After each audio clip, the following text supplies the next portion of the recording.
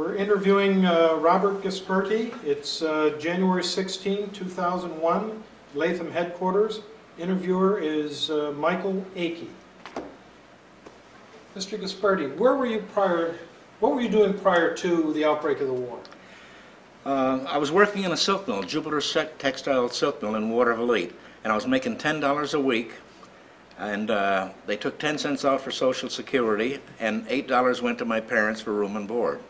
So that left me with $1.90 a week to spend any way I wanted. And I was trying to get guys to, I quit high school to go to work in the silk mill to help out, and then I went in the Navy. I went in on August 8th, I think it was, or 5th, August 5th of '42, and I had turned 18 on the 30th of July. Where were you when Pearl Harbor broke out? I was right in Waterville, 16th Street, right by a grill there, and we went over to the grill because they started yelling in the Sherlock's Grill on the corner of 16th and Broadway, and a whole bunch of people were calling out. And then Pearl Harbor, and no one knew where Pearl Harbor was or who she was or anything. And that's when I heard about it. And I think from that day, I think I was trying to get people to go in the service with me. And I couldn't get anyone to go, and time dragged on, and we were thinking of going to Canada and all of that stuff. But then I talked two fellas into going in the paratroopers, and we had to wait a little while because I wasn't 18 yet, and one of the others wasn't 18, Huey Darmetko and Al Gorko. And we went over there, and everything seemed fine, and they couldn't guarantee we'd get in, but we'd have to go to Fort Benning for that. So while we were talking about that, we left. I didn't see Darmetko or Gorko, and along comes Jakey Allen, and he pleaded with me to go in the Navy with him because he had just got a draft notice. Of course, we hadn't signed up yet because we weren't old enough. So we went over and signed up with Jakey, and while we were walking over, Murphy and Duffy, two friends of ours, came along, and they joined too. And we were signed in Albany on the 5th of August, '42. And where did you go from there? Great Lakes Naval Training Center. Went there for, I think it was only 6 weeks at that time. Then home for boot leave, and then back to Butler University in Indianapolis for 3 months signal training. And when I got out of there, I was a signalman 3rd class, which equates with staff sergeant or something, I think, like that. But the thing was, I had to learn 65 flags. I had to learn semaphore and blinker light to be able to read and write, read blinker light, and also, so I think that was quite a bit for 3 months. But they had a good system, and they were teaching radiomen over in the Speedway, the Brickyard, Indianapolis, and we were at Butler University in their gymnasium for the, I think it was for the duration for a lot of those that they trained. But every 3 months they generated a class. And then what happened next? They sent me to a ship, and it was wintertime, February, I think, and they sent me up to Portland, Maine, and via Boston. And when I got there, I had to go down to the docks, and it was bitter cold, and they sent me out to the hospital ship Relief. It was a hospital ship, and I didn't like that at all. It was a monstrous ship, and I knew no one, but I was a 3rd class signalman, and I had never been to sea or anything else, so that's kind of strange. You know, there were guys in peacetime that they'd been in 6 years and they were still seaman first. They had never made a rating in those days. So I wasn't on there long. We set sail. We came down toward Boston, and they came in with an urgent message. This corvette needed a signalman. And I pleaded with the guy to let me go. I didn't even know him that well, but luckily he let me go. And I got on the PG 86, I think it was. The Action was the name of the ship. Lovely little ship, small hatchways. You had to step way up to get through them, and the ladders were all almost up and vertical. And but I was only on that a few months, and I got 2nd class signalman on that little ship. And then that's when I went to Pier 90 in New York City. Now, why did you go there? Because they turned the ship over to the Coast Guard, and we all felt bad because we loved the little thing, Corvette. What kind of duty were you doing on the Corvette? Signalman. Okay, and the ship was doing what? Convoy duty between Staten Island and Guantanamo. No wonder we wanted to keep that duty. Yeah, it was nice. And then after that, I got on the Isherwood. The man asked me at Pier 90 if I liked small ships. He had just the thing for me. And that ship had just been commissioned, but I don't think I was a plank owner on that because it had just come back from its shakedown cruise. And it had gone, of all places, to Guantanamo. And so then we went to the North Atlantic on that, and we weren't up there that long. But what we did do, we heard that we were operating with the British Home Fleet, so we had some British signalmen and British radiomen on the ship, and they taught us different phonetics for their flags, same flags but different phonetics. Monkey we used Mike at that, for instance. And between the fog and the mines in the North Sea and everything, and you had to keep a sharp lookout, especially considering the temperature of the water at the time. And one day the British Home Fleet got the order that the Trondheim, no, not the Trondheim, what the heck was it? The Tirpitz had just left Trondheim, Norway, the fjord in Norway where she holed up. And it looked like she was heading for Spitsbergen. So we were in pursuit, and we were all happy, not knowing what we were in for. If they ever sent one of their shells over and it hit us, that'd be the end of us. But we were all happy until abruptly we got ordered back. We never did see the Tirpitz.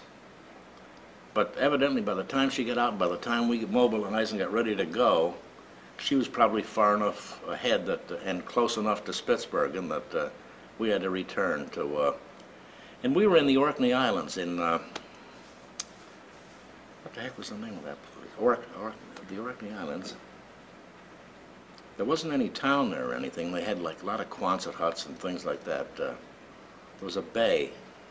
I can't remember the bay.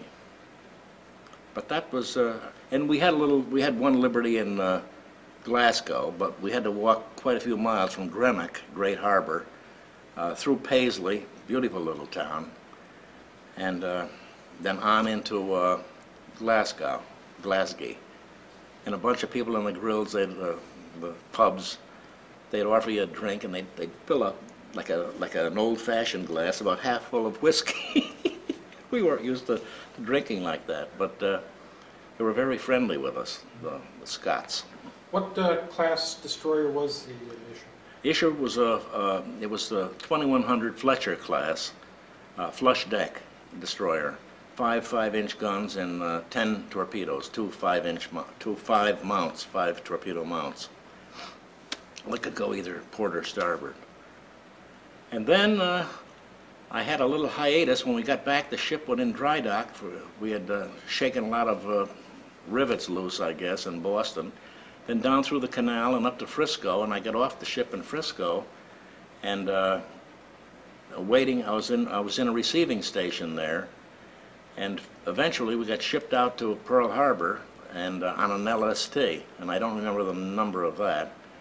And that was it took us 10 days to get to Hawaii. But the reason I say 10 days, we came from. We picked up Churchill. He was on the Queen Liz or Queen Mary, one of them, and we brought him back to Halifax. It took 3 days, just 3 days, from Southampton, I think it was, to Halifax in Nova Scotia. And I don't think we were zigzagging. I think it was straight ahead and full speed ahead, too. And that way you presumably stay away from submarines, which we did.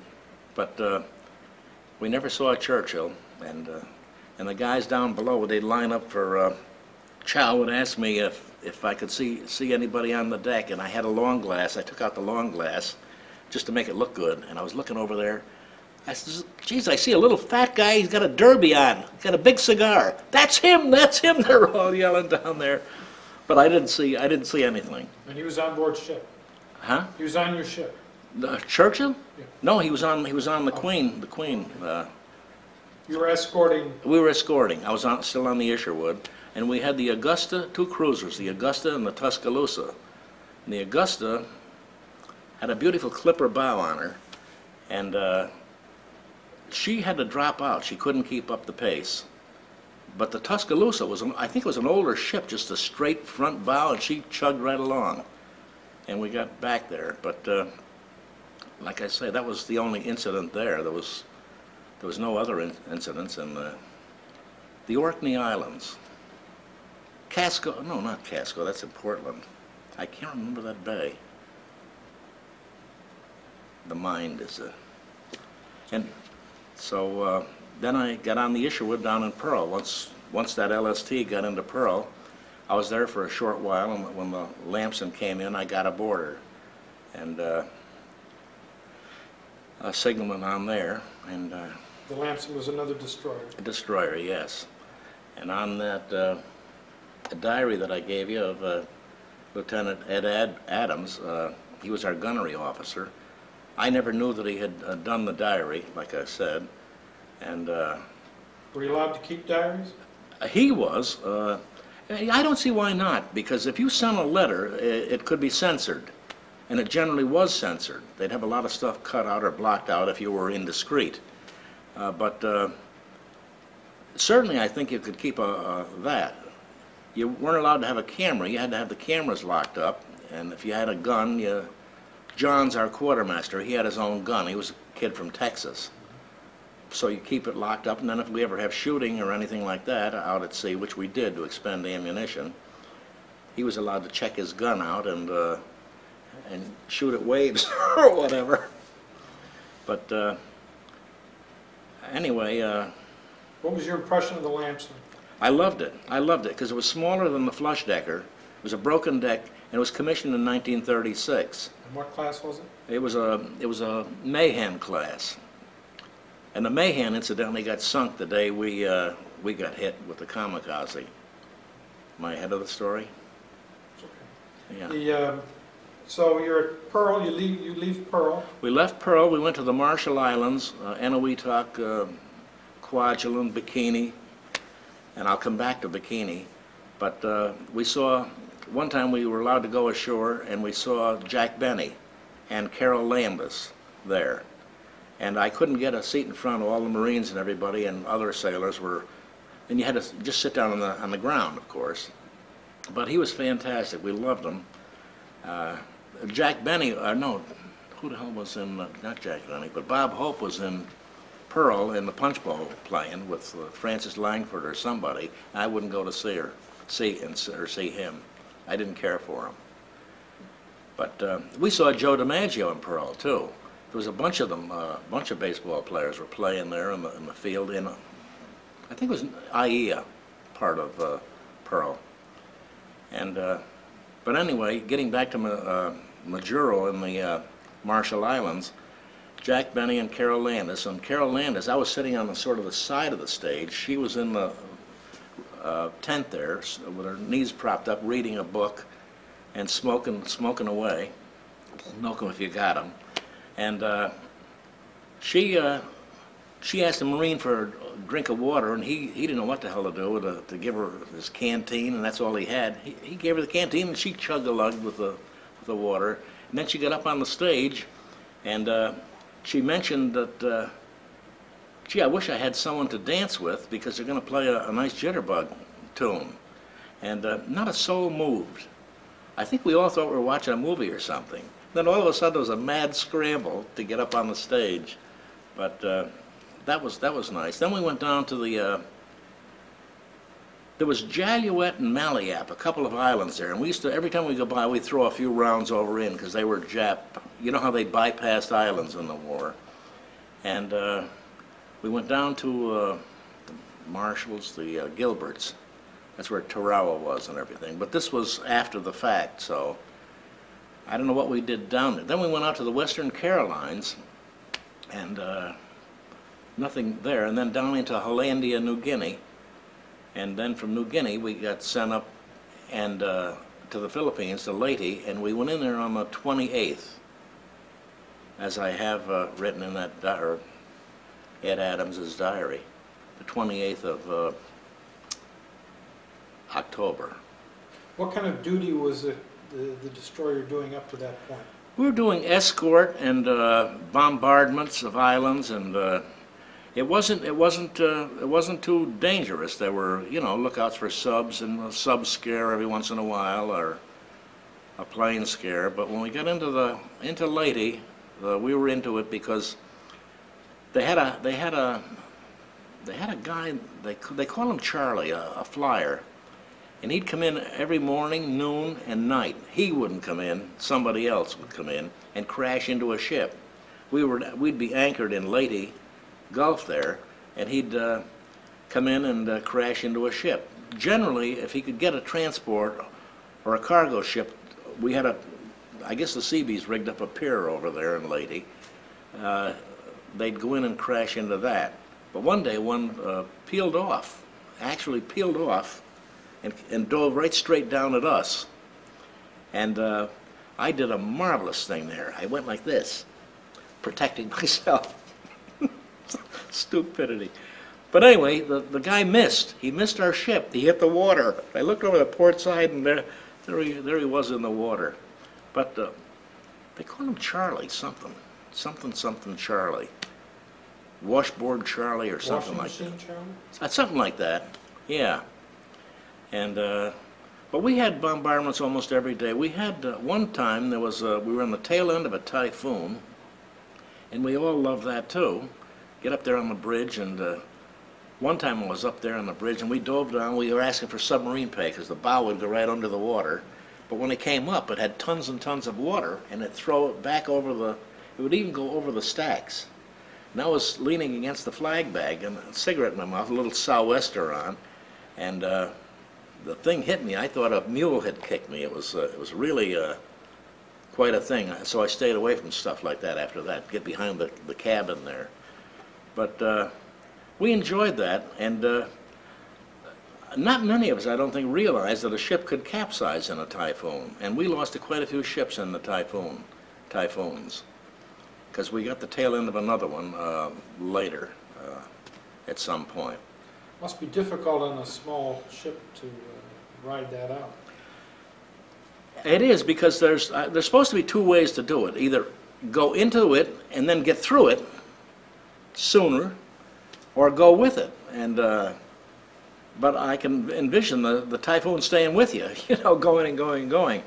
I think you're supposed to go into it, but if you're not going into it, the getting there is very difficult, because if you turn and have a beam C, you're gone. You had a good captain? Had a pretty good captain, Noel, Jack Noel, commander, I believe he was. Lieutenant commander, because all your skippers are captains, you call them, and depending on the size of the ship, it could be a chief or a ensign, lieutenant, depending on the size of the ship. But he was good, and he had and the exec was a good man, but he died too when the Kamikaze hit. He got strafed, is the way he did. And the day we went in there, we were going into Deposito to land troops from the 77th Army. And they were taking these little alligator tanks, I don't know what, amphibious tanks sort of, come in the water. Well, they were creeping up on we come in there that night through the Cerago Strait. They call it Cerago Strait, but we used to call it Suicide Strait, because there's land on both sides of you. And in the middle of the night, a plane went over and a flare dropped. It was like daylight, and you had the feeling that you were a prisoner trying to make an escape or something. And but nothing happened at that. He was just scouting us out, and they knew we were coming. So they met us good in daylight. There were planes all over the sky all day long, and our planes fighting back, P-38s, and I think we had some others there. It's probably written in the diary, but there were dogfights going on almost all day. But we were landing troops, like I say, at this little clearing, and there was like a church and a couple of buildings in there. And as I was looking over, I saw some splashes right near the clearing was right here. The tanks were coming up here, fairly close to shore. Splashes in the water, and you could see a puff of smoke at the shoreline. So I yelled out. I'm sure somebody else yelled out too. But all of a sudden, we had our guns trained on that spot, and they sent in a couple of rounds, 5-inch rounds, and it stopped. Oh, the vehicles had turned around. They were starting to go away. Then when we fired the rounds, they turned around, started to come back, and all of a sudden, here it goes again, splash, splash. So we sent in quite a few more rounds in there and got them. And we also saw Japs running from one building or another, and we pointed that out to the gunners, and they trained on them and shot them up good. I think we acted very well that day in support of those troops. I'm sure the guys on the Alligators, I'd like to talk to some of those that were there that day. 77. How far offshore were you? I'm not good at distances, but I could see the splashes in the water, and I could see the guys running in the village there. I don't know how do you equate that? I don't know. 1,000 yards maybe? I don't know. And but that was pretty good. And then we a plane came over us in the afternoon, and we were steaming this way. The plane came in from the starboard side, and as he came in from the starboard side, the skipper put her into hard left rudder, turned the fantail right toward the plane that was coming. So consequently, the bomb landed right in the wake of the water. Now, when I saw the bomb drop, I thought it was an engine that he lost or something. It was so big, and we were all doing this to because you could see them in the plane, and they were looking at us too, doing this to them. Well, they went out on the port side from starboard to port, and they went out quite a ways, heading away from the action area, and all of a sudden smoke, and down they went. So we did get them. It just took a little while to get them. And we're all cheering and jumping up and down and happy, having a lot of fun. We enjoyed it so much. We did, really. And all of a sudden they said, the Japs coming in the fantail.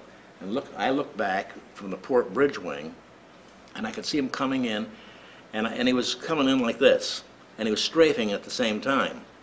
And I saw the completely, perfectly round orange, and I says, that's the key to hit the deck, which I did. And like I say, Stanberry didn't. He hugged the bulkhead, and he died later. But Scobie Tritch, I was with him on Liberty and Pearl. He died. Frank Johns, he was a quartermaster. He died.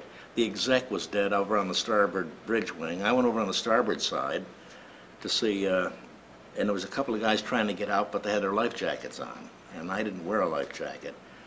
But I had to wait for them to clear the passage, and when they did, I went out and I saw the exec, and I tried to lift him, and then I saw all the blood under him, and I also saw the skin coming off my wrists, so I knew it was useless. And so the plane hit the bridge or near the plane bridge? The plane hit just slightly below the bridge on the port side.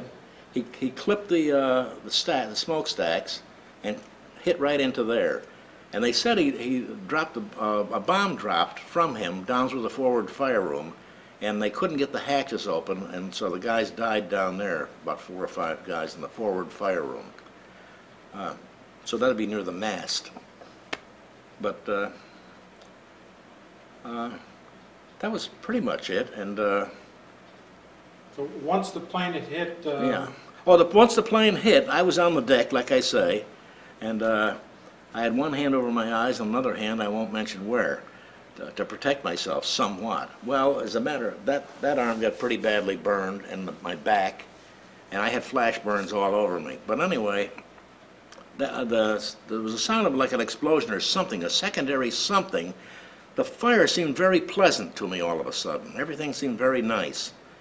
And I couldn't believe it. It was like slow motion, sort of. And all of a sudden, there was something that shook me, and I got up, and I went in the wheelhouse, but I was burning. I was still on fire. Those guys couldn't get out. I checked how fast we were going, and the annunciator, they were still going full speed ahead.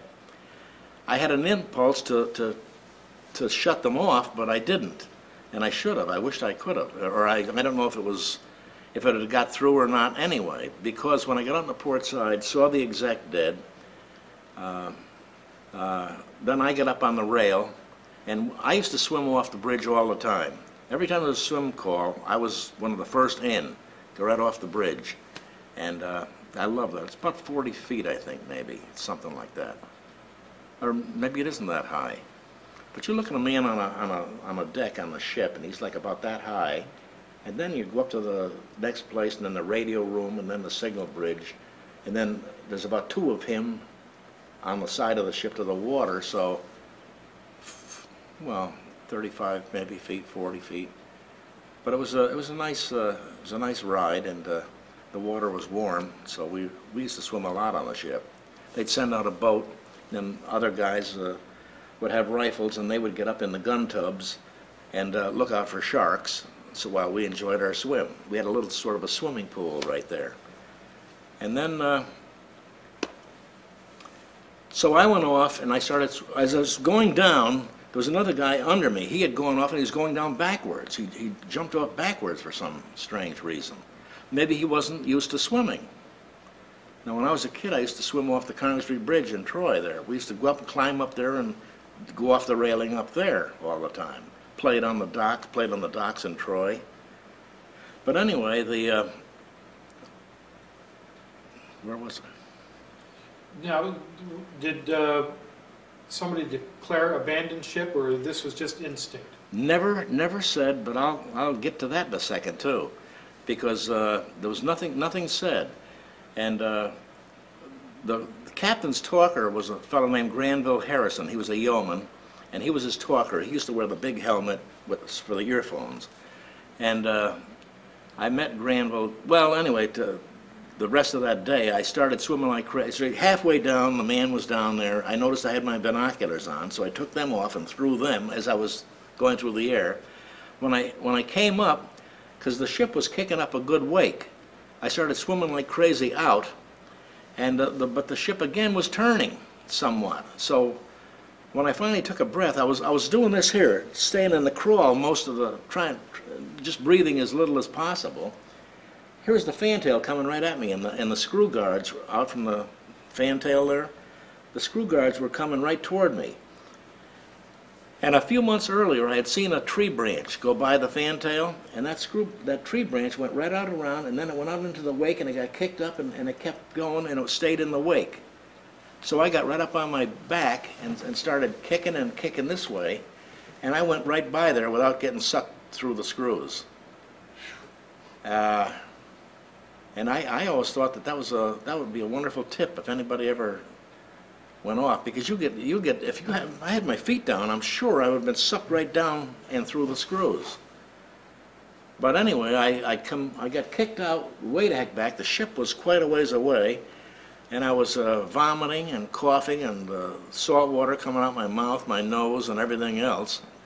And I started swimming away, no life jacket or anything. And the captain never wore one either, and I wanted to be like him, I guess. But anyway, I started swimming, and I was heading for this little island. I saw this one island. The troops are landing over here. There's a bigger island here, and I said, geez, there'll probably be Japanese on there, and I'll head for that little island. And I was swimming and swimming, but I was also trying to keep a bearing of where I was, and I wasn't making any headway. And just about this time, I ran into the skipper. And when I asked how he was, he asked how I was. And I said, I'm heading for that island, and I'm staying there for the duration. He said, I never saw you, and he went swimming off. But when I couldn't make the damned island, I turned around and started swimming back, and I met up with the chief quartermaster, McRae, and he shared his life jacket with me. And we both swam hard toward this raft, because there was something about, McRae says, we got to get to the raft, and also would dive down once in a while and look for sharks, see if there's any sharks around. But we got to the raft, and that's where Flocari was with the meat of his leg. And they took a web belt, and we tied that around the meat there of his leg and tightened it up. But he was unconscious, but he died on the ship. He was still alive, Flocari was. And somebody said, oh, Dawsey, he's a part Indian from Oklahoma. He said that he cut him loose from a 20 millimeter. He was still strapped in, but unconscious. but he had a life jacket on, so he unhooked him and threw him in, and he said he had his legs on him. And I was wondering if the propellers got him, the screws.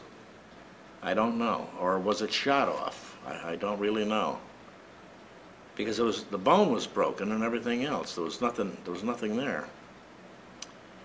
But that was about the. Oh, then along came it started to rain. We all gathered water to drink that. But along came the Flusser, our sister ship. About how long between abandoning ship and the flush? I think it was about 2.5 hours of swimming around and looking at this and that. And in the meantime, oh, there was another little thing. But as I'm diving down looking for sharks, I had to go down there until all my oxygen was gone, and then I had to come up. But then I got afraid to come up. I figured the minute I come up, there's going to be a bullet or something, you know. So it's you want to come up and peek or something. It was kind of strange because it was the combination of looking for, because the skies were filled with flak and dog fights. Those still going on. But the Flusser picked us up, and we climbed up a chain type of a net thing that they put down, and got on there. I went in the wardroom, and they later took my ring off and threw that, and they handed me my wallet, cut the shirt off me. I just had the neck and a couple of the arm pieces. The back was all gone, burned off. And then they dressed me with Vaseline bandages, which they don't use anymore. And they didn't later down in Hollandia and back in the States. They use saline and pressure bandages, little tubes so oxygen air can get in there. But they used Vaseline gauze bandages, the best thing that they had available at the time. And there was a chief pharmacist mate. It's got his little story in there too, that he mentions how the guys were pretty well behaved. We were pretty well behaved. We didn't complain or anything like that. And when I'm next or something, you know, none of that stuff. But that was about it, except that when I went to the hospital in, oh, here's something. December 7th, 44, the plane got hit. I got wounded, burned. I went down 2 days on the hospital ship Mercy, then down to Hollandia. There was an Army hospital, Base Hospital 17, and they took care of me there. And I was there till New Year's Eve. It was a barracks, but mosquito netting all around your bed.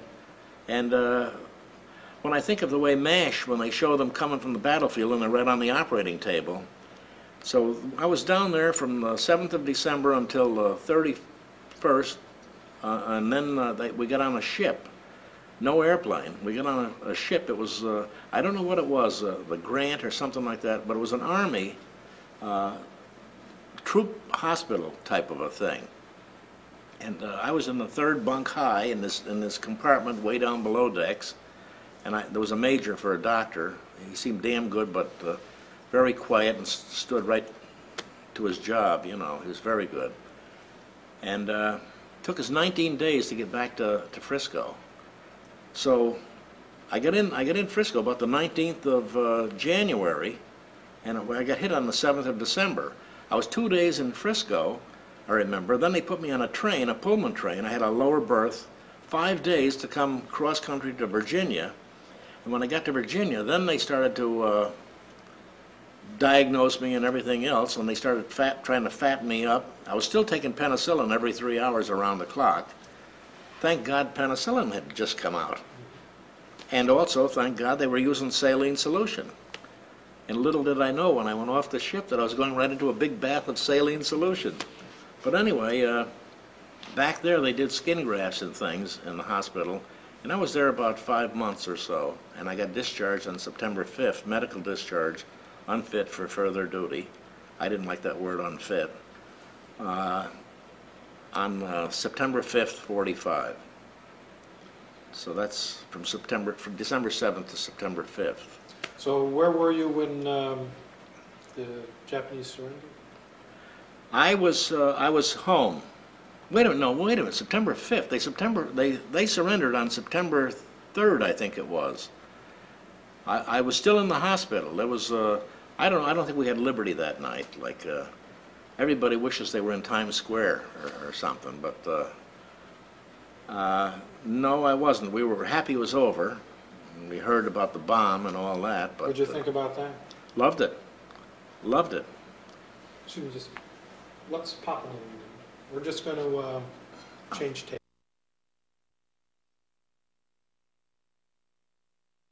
This is tape 2 with Mr. Robert Gusberti.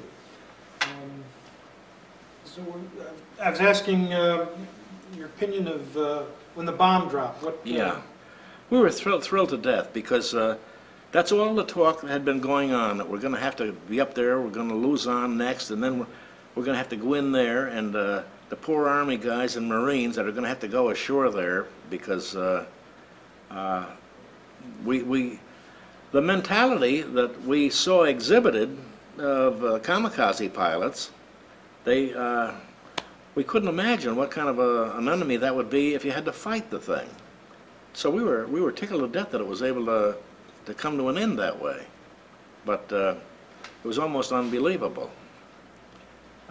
to me. Now, you brought some pictures. Yes. We could go through those. Okay. Can I move up a bit? Sure. Oh, is this all right here? Or? Let's tell us about that one. Well, that's a picture on the Flusser, our sister ship, and those are some wounded from the Lamson, my ship, being treated there. They did an awful lot of work that day, treating an awful lot of people. There were about 20 some odd dead on our ship and about 58 wounded. Out of a crew of about 300. Okay. So that was very good of them. That was the. Well, tell us. The artist was Dwight Shepler. Okay. He was a combat artist, and he was assigned to the Flusser. And our skipper said that he knew him, and he was a great guy. He was a graduate of Williams College, and I've tried to find out about him, but I couldn't. And I know they have these pictures down in the archives, and they also have them in the Navy building down in Virginia, in Washington. There's the old Navy Yard down there. My son is in the FBI. He's been in there 15 years, and he worked right in that building, and he had seen these pictures. What I wanted to do is find out about Williams and see if I could locate him. He's dead, of course, but if I could have found out about him, I'm sure he took photographs. And now, you had a story about this particular well, picture. I had a story about that picture because of another picture that I had here that Dwight Shepler did. He did this picture of the Lamson getting hit on December 7th, 1944, and that was pretty nice. And I told my wife about this and about how after this we went on to the Flusser, and they had taken care of us, and they gave me a sheet. They took my clothes off me, put a sheet around me, and I had to sit there, and I was watching the guys being operated on the table, and there were guys in the basket. Johns, he died right there on the deck as I was watching, and my wife went down to the history and art, is it, down in Albany, with some girlfriends of hers from the university where they were working, and from my description of the wardroom of the Flusser, she saw this. I had seen this picture before, but I had never seen this picture, and that's the Flusser. And she says that's the picture that I had described to her. And and she figures that this was me right here, with the blanket on me. And that's why I thought it'd be nice if I could get photographs of. Let me see what I got else here. These aren't much good here. Here's a picture of some guys in the water, and this is the Flusser, and that's I believe that's the Kamikaze Sea on the other side of Leyte, in December 7th of '44.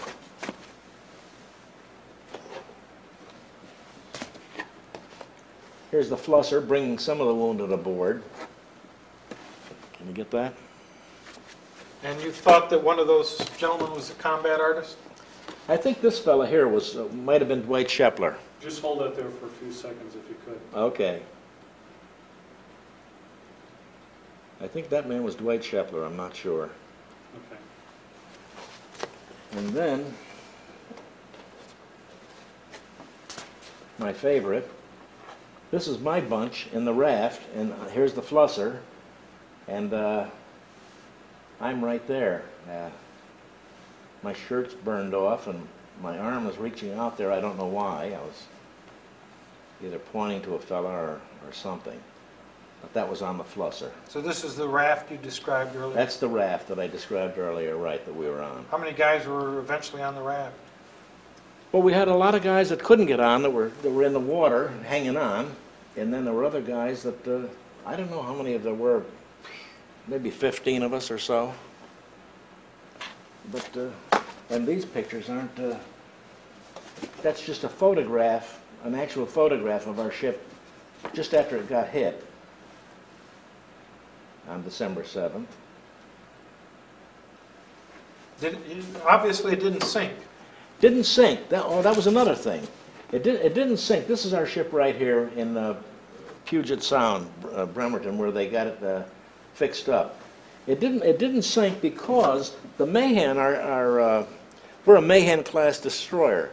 Now the Mahan got hit, and she was about as bad as we were. But what they decided to do is they all abandoned the ship, and then later other ships sunk her with guns, and then finally a torpedo to sink her. They wanted to do the same thing with the Lamson, but our skipper, Jack Noel, pleaded with them not to sink her. And incidentally, the flusser, I think, was carrying the flag of the flag officer of the operation too. That's probably why they had the combat artist with him. Mm-hmm. But he decided that, all right, okay, we'll give it a try. So the flusser put a cable on her and towed her out of there that night in a monsoon, and still shooting. They ran out of ammunition. They were shooting pyrotechnics at the planes, but they got out of there, and with the Lamson in tow. The Lamson eventually went to Manus and the Admiralty Islands, where they patched it up a little bit. They couldn't use the bridge, but they had to use after steering, and they jury-rigged some kind of a bridge on there. And the crew that wasn't hurt took her back to Puget Sound. Took her to Pearl Harbor first, where they gave them a big party, all the beer they could drink and everything else, and smoke them if you got them. Everybody smoked now. And then back to Bremerton. But if I can skip ahead, when I got home, I got a letter from one of the radiomen on the ship, and it was a nice long typed letter, and told us that they were in another typhoon, and of course I knew what that was about. But he says it was very strange. All up and down the west coast, our skipper was called, is what they said, was called Swan Dive Noel, because there was never a word given to abandon ship or anything else. And he wasn't the last off, he was supposedly the first off. I had talked to Granville Harrison later. He later became a warrant officer. He stayed in the Navy, nice guy. And I says, Granny, I says, was he really the first man off the ship? And he says, oh yes he was. He says, I was his talker. He says, I know that, and he says, because I was the second man off the ship. Now, where was the captain when he was in the he was in the wheelhouse. He was either in the wheelhouse or the starboard side, because I was on the port side of the bridge. It's not that big. It's not as, I don't think it's as wide as from here, the outside of the port bridge wing, to the starboard side of the bridge wing. The ship is only about 33 feet wide. So, but the wheelhouse is in between. So he could have been in the wheelhouse or I think he might have been in the wheelhouse. But like I said, Granny said that, and then the radioman told me that up and down the west coast he was known as Swan Dive Noel. Then in my diary of Edgar Adams, Ed Adams says in there, to quote that diary, that Giansano, I don't know whether he was a machinist mate or an engine man, he said that they asked him about the skipper, and he says he saw the skipper jumping off the bridge at the same time, almost at the same instant that the plane hit. So I don't know. That's a little irregular? Very irregular, because when we later, the captain of course stayed in, and all he got was captain, 4-stripe captain. And he was an Annapolis graduate, I think around 37, class of 37 or something like that. So I don't know, but That episode may have followed. it may have followed him, but I knew he was writing for the Naval something or other, because he was doing writing and doing some research and stuff like that. He had worked for them. He had worked as a naval attaché in India or somewhere after. In fact, his wife came up to me and my wife down in Nashville. We went down there for a ship's reunion. We have a ship's reunion every year. Captain Noel died a few years back. I had met him, though. And his wife Mary is a lovely lady, and she came up to my wife and I. We were sitting in the shade of a, we didn't care for Nashville or anything, so we were just sitting on a porch there in the shade. And she said, all of a sudden, she just came out with, she said, you know, Jack often wondered if he did the right thing that day. And I said, oh, Mary, he had no choice in the matter. And really, I don't think he did have any choice in the matter, because you saw the picture of the bridge. That thing, there was nothing left of it. It was burnt completely. But What happened to the ship after the war? after the war, that's an interesting thing too. I told you I was going to get back to Giussano there, telling him about the guy jumping off, the captain. After the war, the ship went into got out of there just in time to get the surrender of Japan. She was in Tokyo Bay the day they surrendered, and with a couple of other ships when Japan surrendered on the ship Missouri, and the battleship. So after that, she went out to, they sent her out to Bikini, and they anchored her out, and they set off two bombs, two atomic bombs, and the first one, the Lamson went down. She was sunk there. They had a whole bunch of ships anchored there, and I would suppose they wanted to see what ships could withstand what, so it was a test. But that's where the ship lies now. In fact, somebody took a dive down there, and they got pictures of the hulk down there off Bikini. And that's about it. I came home from there and went on the fire department, and I was getting more and more nervous about that, and why the hell did I choose a fire department?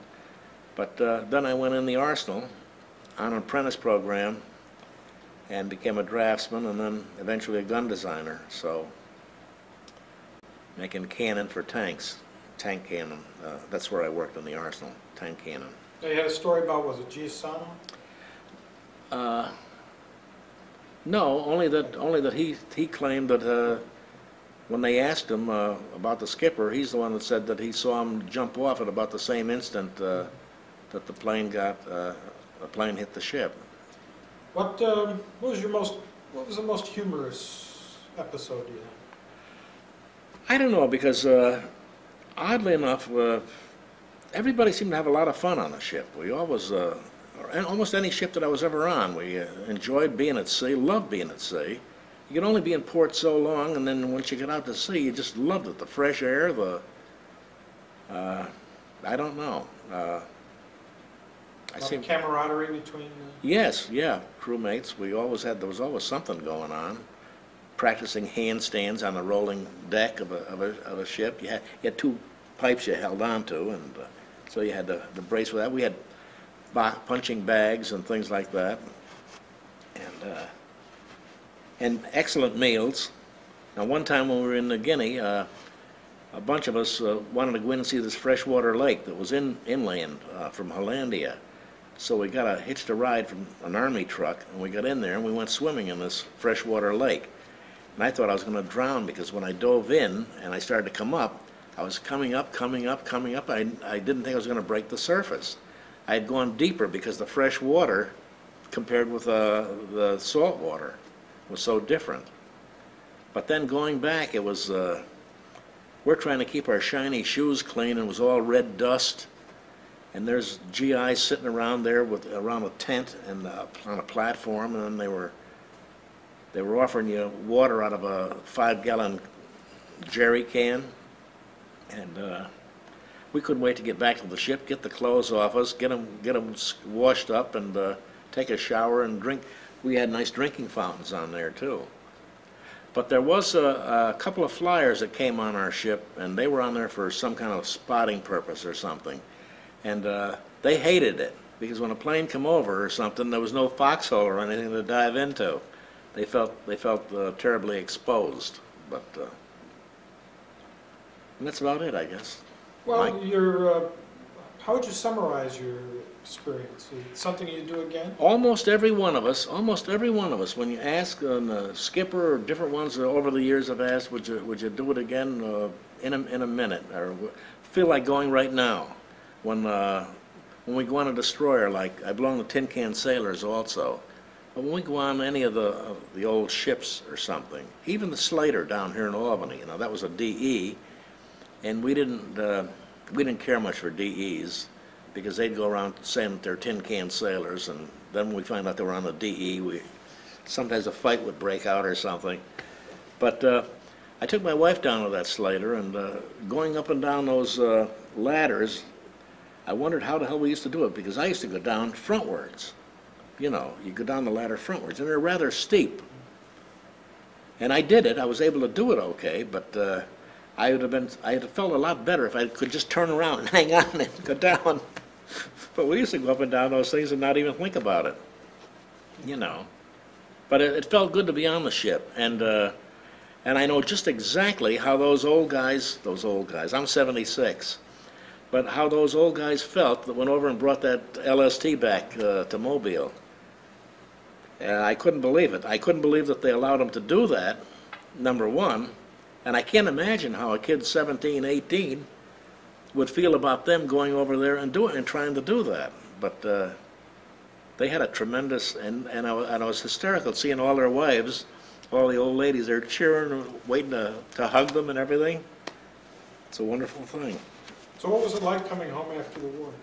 It was very low key, because it wasn't VE day, it wasn't VJ day, it was just come home and don't worry about going to work, you can wait. Now, the last time I was home, I was working for $10 a week, so.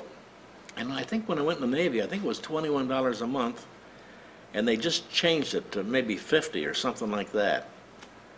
So I didn't have much high regard for. And when I went to work in the fire department in the city of Watervliet, I went in there first. I was making $2,400 a year. $2,200 to start, and then after 2 years you went to $2,400.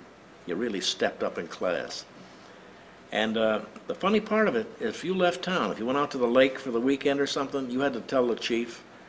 They had to know where you were, because if there was a big fire, they could call you back. And we never got paid overtime. We were putting in about 70-hour weeks. Of course, we were sleeping there, but we'd sleep there, and then we'd have a day off, 24 off, and like that. But we were putting in about 70 hours a week, no overtime, ever no overtime, and that was it. That was your pay, flat pay, $2,400 a year. So, but times were different then. I bought a house for, I think it was $11,500 on my lot. They'd built it on my lot, and I'm still living in the same house. And I think many times I've spent $11,000 on the house since then. But it's still in the same house. We had the house built in 1953. But I had just gone in the arsenal then. I think I was making $3,600 a year. You didn't go into the reserves? No, I never did. And I think I lucked out there a little bit, because we talked about going to Korea. And when that came up, and we were talking about going back in, and but we didn't, and it was a police action, and by the time we get in, it'll be over with. And of course, that's the same way I felt about World War II. I couldn't wait to get in, and let's go to Canada and all of that stuff. But didn't want to. But then a friend of mine later, Frank Cabana, worked in the arsenal with me, and he joined the reserves when he got out of the Army. And he was in a tough situation. He was working over in China. He was working with the Chinese Army. He was an Army detachment with the Chinese Army, living and working with the Chinese over there. And that was tough. But didn't he get called back in Korea because he was in the reserves, and that was tough duty because there was so much frostbite and everything. Each war seems to have its own contribution to the medical society. Like ours was an awful lot of burns, well, just about everything, I guess, in World War II, but an awful lot of burns from the kamikazes. And Korea, there was an awful lot of frostbite. They came out with all new clothing and everything else, I guess. You weren't subjected to malaria and dysentery? I never got malaria, but we did take Atabrin tablets. And if we go on an island or anything, they used to have these Lister bags, canvas bags, and they'd have, it tastes like iodine when you drink the water. But no, never got malaria. A couple of relatives of mine did. They were in the Army in Leyte there. But did you cross the equator at all? yes. Did you That was as we were going down to New Guinea, I think, and we had the polywog initiation into to become a shellback. What was that like? What they call it. Well, they had guys dressed up as women asking the captain for a dance. You have to go up on the bridge asking for a dance. They had guys. They had guys up on the stack, up on the mast, and 2 Coke bottles they used for binoculars. And they had to look for the line. They had another guy up on the forecastle, and he was swinging a grappling hook, and he was trying to catch the line, the equator. And they had all kinds of things going on all day long. But I was down in the sailmaker's room because I was a bunting repairman for the flags as well as being a signalman. And they had me making this big long canvas tube about this diameter and about 2 feet diameter and I don't know, 15, 20 feet long. So I used sailcloth and made the thing, and I figured I'm getting out of all the initiations. But here I finished all this nice work for them and everything, and they called me up. I think they ran a razor right up one side and down the other, just left it that way. They painted the different teeth blue, purple. There was a purple, gentian purple or something. It wouldn't come off. But they painted the teeth, the royal dentist, you had to see. You had to kiss the royal baby's ass. You probably heard that before. And the royal baby was the fattest guy on the ship, which was very difficult because there weren't that many fat people in those days, and there weren't hardly any people that wore glasses either. But the royal baby, you'd see his ass, and then they put the blindfold on you, and he'd turn around and have his belly there with all Vaseline on it or something. And then they'd shove your face into with the blindfold on but the last view that you had, you shoved your face in there and you're spitting and everything else, and it's horrible. Then you had to walk the plank. They set up a small, like a pool on there, and you have to go before King Neptune, and he's the one that sat up there, and he issued the orders of what punishments you have for being a polywog and everything. But I'm surprised that they did that. Almost every ship did it too. you get a certificate? Yes, 180th. No, I got the 180th Meridian. That's the Golden Dragon Society, and then the equator is the shellback. I had a little card. I got it somewhere, and a certificate. But again, like I say, there was discipline, but there was an awful lot of fun. No matter what you were doing on the bridge if you were off duty, but if they announced swim call, bingo, right off, no matter where you were. We used to take the boat would go down and have guys in it with guns for the sharks. So the boat davits would be rigged out, something like this off the side of the ship. And they had a painter that was a line, rope that hung down. So you could take that, and if you brought it back just right and walked forward with it, and then if you did it just right, just dropped off the deck here, you'd go right down and sail past the quarterdeck, and then you'd snap your feet down and go right into a dive. But you had a big, long, beautiful, beautiful swing there. So we used to do all kinds of things like that. And steal bread at night, of course. Open up a can of jam and find it's a can of tomatoes or something. But that's about it. That was my experience. I wish I could do it again. And off time, like when we went from on one reunion, we went to Providence, Rhode Island. That's where the battleship Massachusetts is, the Kennedy. and we had a bus to take us to Woods Hole, and from Woods Hole we took the ferry out to the furthest one out. Nantucket is the furthest one out. So that takes a long time. So, geez, all the guys were feeling great on that. They loved it. It's almost like being back at sea or something. But nobody didn't do it. Nobody did it. I never bought a boat when I came back. A lot of guys have little sailboats or something like that. They enjoy that. I never did that. If I want a boat, I want a destroyer or nothing. Yeah. Well, thank you very much. That was an excellent interview. Okay, Mr. Akey. Thank you. Yep.